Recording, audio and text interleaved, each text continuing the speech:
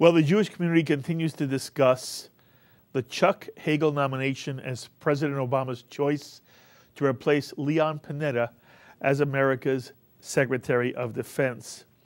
While some Jewish news agencies are reporting that Jewish organizations are laying low on the issue, the national director of the Anti-Defamation League, Abe Foxman, published an op-ed piece today under the title, "Hagel would not have been our choice, but he's not as bad as some fear." And Abe Foxman also wrote, "A Hagel appointment together with that of John Kerry as Secretary of State can lead to a misperception by Iran that America may be taking the military option off the table."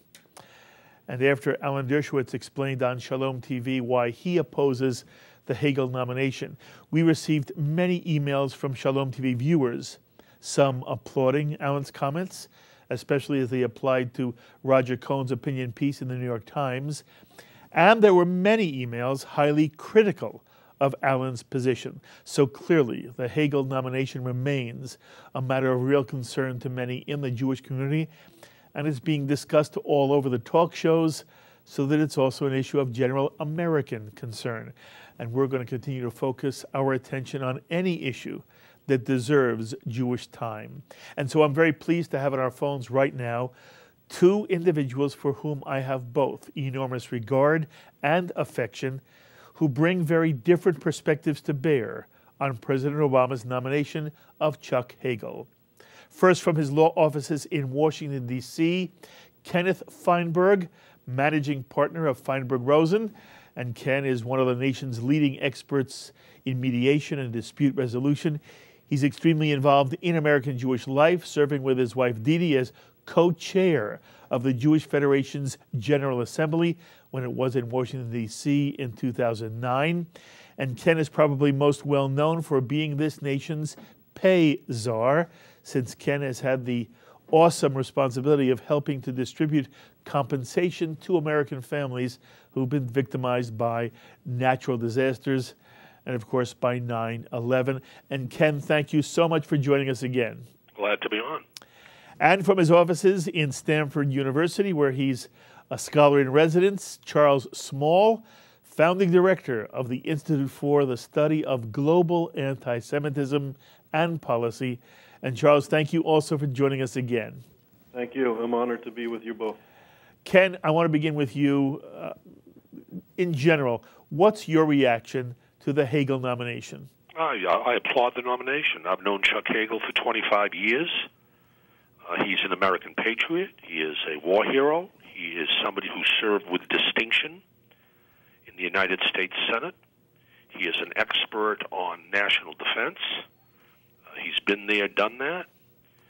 I've worked closely with him in my design and administration of the Agent Orange settlement and the payment program to Vietnam veterans. And I applaud the appointment, and I think it's what's right for America, and I can't think of a better choice. Okay. Charles, any reaction from your side? Well, I find the nomination troubling. I think for the same reasons that many in the media have already articulated over the last several days. I think his comments about gay people, gay American people, and Jewish American people have been problematic and has created a firestorm. This was his doing. I do not know him personally. I know he has many successes and accomplishments over an illustrious career, and that should not be diminished. I don't think the problem is with Chuck Hagel. I think the problem is with the nomination. Why did the administration nominate this person at this moment when the firestorm was predictable?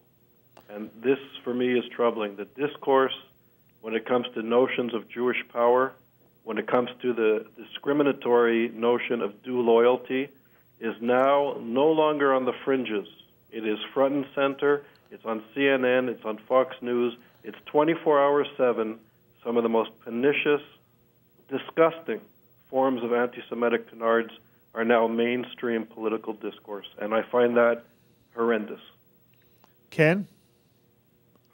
I'm on this program to simply praise Chuck Hagel and say that Hagel does not have any preordained agenda or anything like that. I can't speak to issues of anti-Semitism or perniciousness or media attention or front and center or any of these other points made by my colleague at Stanford. I can just tell you that Chuck Hagel's the right man for the job. He's got the background. And I think that he will do well by the United States defense establishment. There are some very serious, challenging defense issues that confront our nation over the next decade. The size and scope of our armed forces, how we will deploy our forces, where and under what circumstances. And I think somebody with Hagel's breadth and scope of knowledge, his background, his bipartisan qualities, the fact that I have worked closely with him, that he worked closely with both sides of the aisle, Republican and Democrat, that he worked with his Republican colleagues, also worked with Senator Kennedy, Ted Kennedy, on a variety of issues. So I applaud the appointment, and I do hope that he will be quickly confirmed. Ken, do you understand what has concerned many in the Jewish community about Senator Hagel's record? Well, his record, I understand that he's made comments that bothered some members of the Jewish community. Well, they don't bother you. They certainly do not. And I think that, as Senator Schumer and others have said, Senator McConnell said, let his comments be the subject of discussion at his confirmation hearing. Let's have a full hearing, a fair hearing. Let Senator Hagel explain himself. I have no doubt in my mind that Senator Hagel will be able to demonstrate his determination and his support for Israel. And I think that overall he will be confirmed and confirmed by a wide margin. Mm-hmm. Charles, you want to add anything right now? So, I respect Mr. Feinberg's, experience with Mr. Hagel, and I can't comment on that. I don't know enough, to be clear. But again, I find the discourse of American politics and American television news media now extraordinarily damaging. And I'm disturbed that the Obama administration went through with the nomination knowing that this was going to be the outcome. I think both Democrats and Republicans, if you would have asked people 1 month ago or 2 months ago to list 20 top candidates for the position, I don't think many people would have nominated Mr. Hagel, I believe. And the fact that the ministry in the revolutionary regime of Iran applauded the decision, the fact that, contrary to Mr. Hagel, runs the Atlantic Council, and the Atlantic Council came out with a report envisioning 2030, when in their report they're stating that the secular opposition to the mullahs in Iran pose a threat to the continuation of the revolutionary regime, to the inherently state-sponsored anti-Semitic regime, that why the Ministry of Foreign Affairs of Iran and why some of the people in the Middle East, some of the extreme Islamists of the region are applauding this move, I think ought to give us some pause for thought. In 2004, in the Foreign Affairs magazine, Chuck Hagel wrote very eloquently and very clearly, and I can give you a quote. He said, "We cannot lose the war of ideas. In many developing countries throughout the Muslim world, we are witnessing an intra-civilizational struggle driven in part by the generational challenges of demography." He was speaking to the rise of radical political Islam.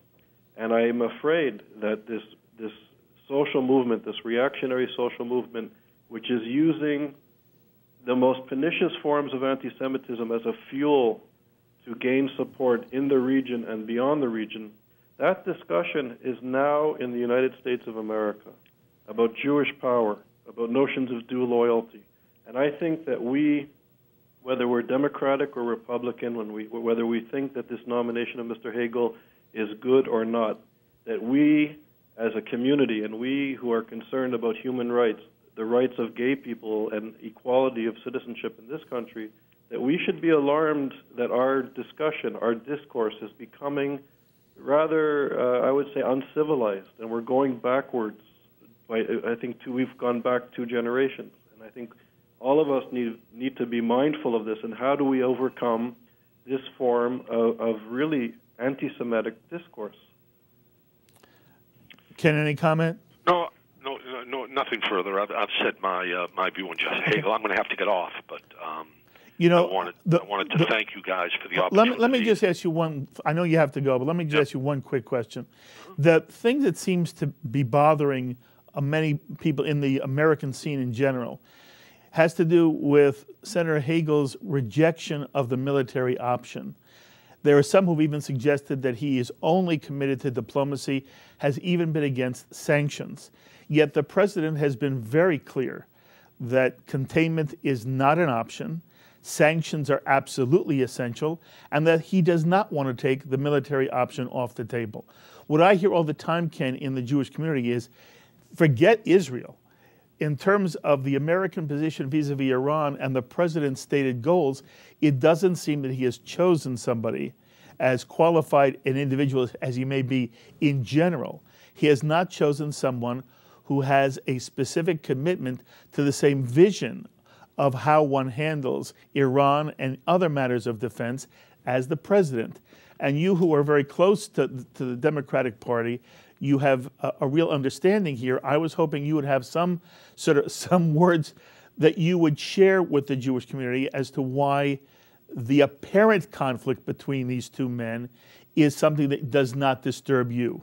Does not disturb me at all. I have two answers. First of all, I do not believe Senator Hagel, as Secretary of Defense, would ever suggest that the military option is off the table. That's the first point. I don't think it's off the table, and I don't think he would say it's off the table. Secondly, whether you agree with me or not, there will be a hearing in the Armed Services Committee of the United States Senate, and I'm sure that there will be an opportunity for Senator Hagel to explain exactly what he feels about Iran and the military option. I also remind our listeners that we're not talking about Senator Hagel as being Secretary of State or President of the United States. We're talking about him being Secretary of Defense. And I think one should recognize that Secretary of Defense Hagel will follow orders, the orders that come from the White House. But all of this will be discussed, I'm sure, at the hearings, and I'm hoping that the hearings will make it very clear to the American people and to the American Jewish community that Senator Hagel is not only not a threat, he is an ally. He is supportive. He is somebody with his vast knowledge that will do well by the American people and its allies in the Middle East. So we shall see. But I want to thank you, and I want to thank my colleague at Stanford for the opportunity to engage in this discussion. Ken, it's lovely for you to give me some time. I look forward to seeing you in the near future. Thank you very much. Ken Feinberg. Charles, Ken had to go, but I do want to give you the last word here because you have a right to respond. I'm also sorry that Ken wasn't able to stay on with us, only because as I hear him speak, it sounds to me like that he is passionately, in some way, committed to Senator Hagel because he knows him well and has a sense of who this man is. You've already said you've never met Senator Hagel, neither have I. I'm going, at the moment, all I'm interested in doing is understanding from those who have a perspective, what are the real issues here in his nomination. It sounds to me like Ken did not have any specific answers for the things that concern the Jewish community. What concerns the Jewish community has to do with, again, his stated policy against military action against Iran, his refusal to sign a letter with the United States Senate that condemned Hezbollah during the 2006 Second Lebanon War, his encouragement of the American administration to engage in negotiations with Hamas. I would have loved Ken to have explained from his perspective why those things don't bother him as a committed Jew. But I do want to, at the same time, he had to go. So I'm asking you, as you look at the record, do you have anything you would sort of want to say in response to what you just heard Ken say? And is there anything else at all you want to add about the Hagel nomination? Sure. So I think you outlined very clearly some of the problematic positions that Mr. Hagel had vis-a-vis Iran, Hezbollah, and Hamas. And we have to remember, aside from its sort of geopolitical and strategic issues that Iran and Hezbollah and Hamas pose to the United States and to our allies in the region, they're using anti-Semitism, and I'm being very cautious and clear in my words, that it incites to genocide. They literally call for the extermination of Jewish people.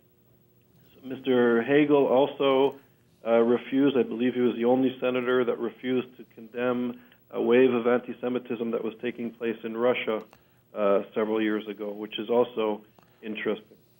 I think at a time when we need to take a very clear position against incitement to the extermination of the Jewish people, which is an inherent part of radical political Islam, vis-a-vis the regime in Iran, Hamas, Hezbollah, and I would even say now the Muslim Brotherhood that is ruling Egypt, that these red lines are not being drawn. And the fact that the Ministry of Foreign Affairs of Iran are pleased by this nomination ought to give us some pause. Where are we going? Where are our allies? Why are we now in the context of discussing notions of dual loyalty and Jewish power, which are some of the most pernicious forms of anti-Semitism? This was not a wise, sensitive move by President Obama, in my view. And if you set aside Chuck Hagel, whether he's acceptable or not for the position, and I think experts and people who are more knowledgeable than I will make that decision through the democratic process. But the fact that these horrific forms of anti-Semitism and homophobia is now once again in our lexicon, I think ought to be troubling for those who care about not only the Jewish community and anti-Semitism, but notions of human rights and democracy in this country. Charles, you have devoted much of your professional life to the study of anti-Semitism and the way it has acted not only throughout history, but as it now presents its ugly face today. And there are some who have suggested that it has not been wise for the American Jewish community to be so visible in this discussion about Senator Hagel, and more so that it has done damage by raising it as an Israel issue.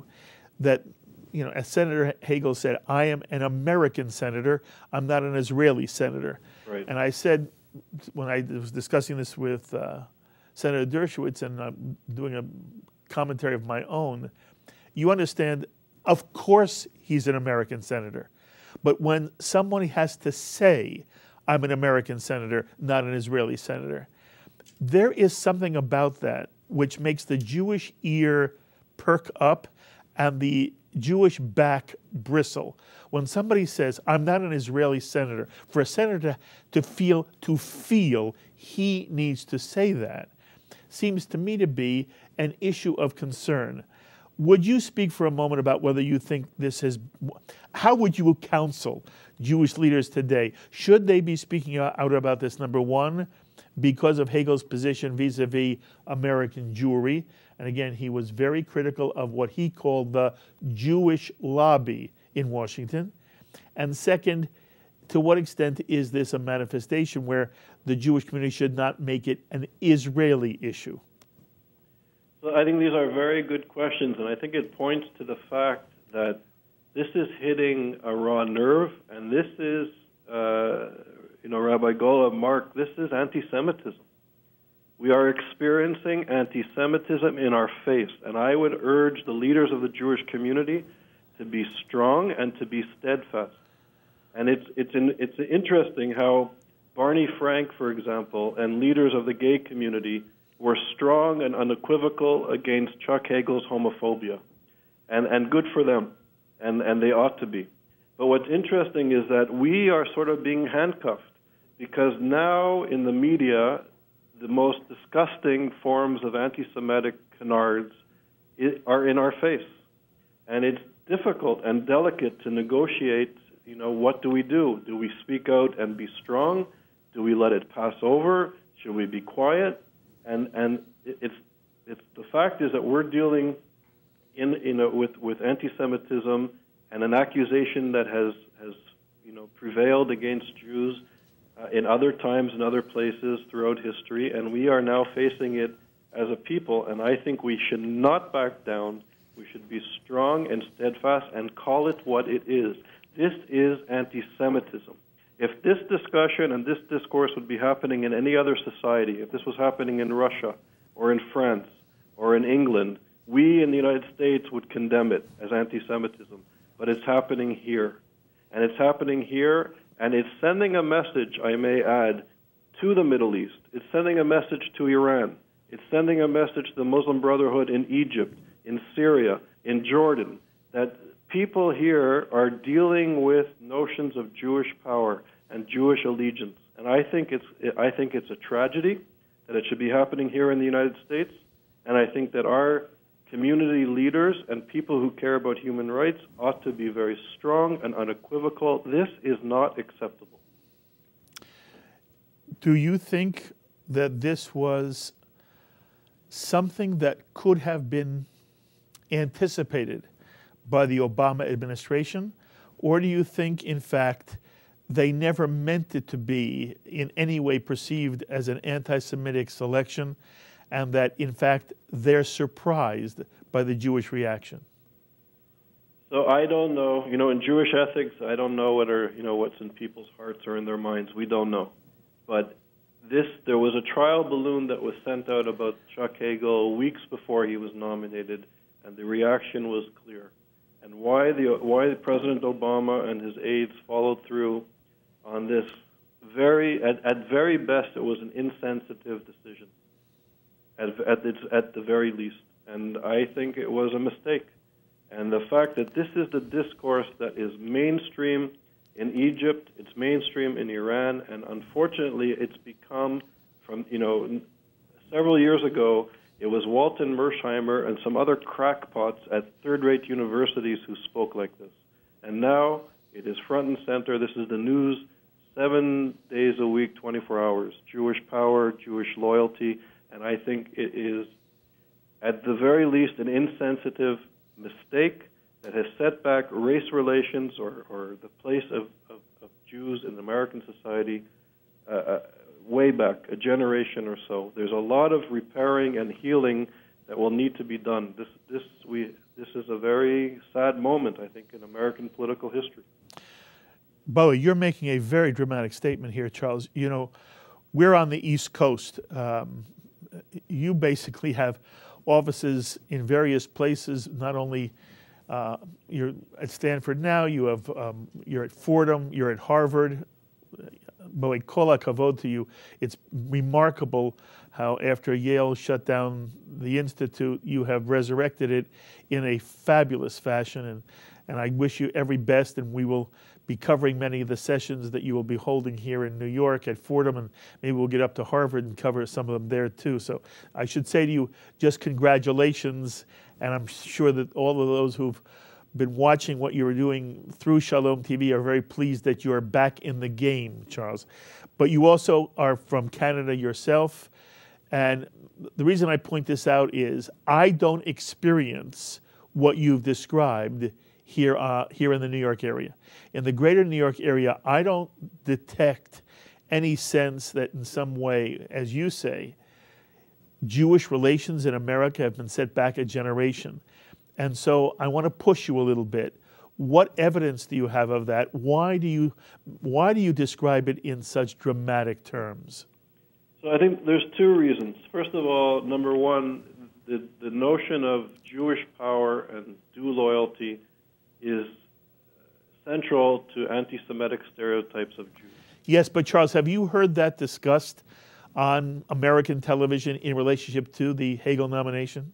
This is the discussion. The Jewish lobby or the Israel lobby, and people are using it interchangeably. The notion that Chuck Hagel very proudly said that he's an American senator, not an Israeli senator.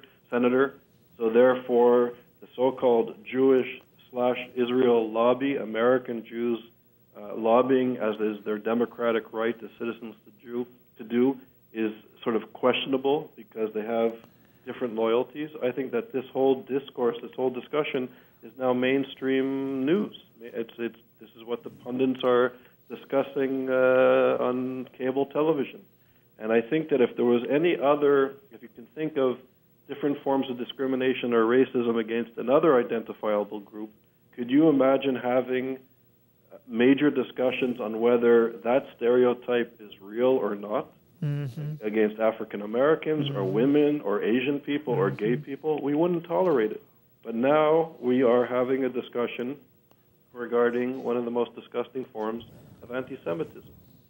And so I think that's entered into our political discourse. And why I'm so, I guess, unequivocal about it, we have to understand that in the Islamic world, in Iran, in the Shiite world, in the Sunni world, in Egypt, potentially in Tunisia, possibly in Syria, radical political Islam, not Islam as such, but radical Islamism, as we say, is rising to power, and they use the protocols of the Elders of Zion. They use the most horrific forms of anti-Semitism as mainstream ideology to garner support from their population. And this is now mainstream in the media. President Morsi the other day, there was a videotape that was circulating saying that Jews are descendants of apes and pigs, and that we can't negotiate with them, and they're subhuman, and he was speaking about Jewish power and the Zionist power. That's mainstream over there. But what is alarming is that we, in the United States and in other Western countries, are forging alliances with these people, with these social movements, and now these governments. And for us to have the same discussion that they're having is very dangerous. And I think that the United States and other democracies need to draw a clear line in the sand that we will not tolerate these type of discussions. Charles, I love having you on. I look forward to sitting with you in studio when you're back on the East Coast. Kol tuv hatzlacha, continued success wherever you are with your work. And thank you so much for giving us some time on Shalom TV. It's my honor, and continued success to you and your colleagues. It's wonderful what you're doing, and I hope that you go from strength to strength. Thank you very much, Charles. You be well. And that was my discussion with Charles Small and Ken Feinberg on the Hagel nomination. Please be in touch with me with any thoughts or comments you may have. Email me, write me, post on our Facebook wall, tweet me. I always look forward to hearing from you. Until the next time, I'm Mark Golub. Be well, my friends.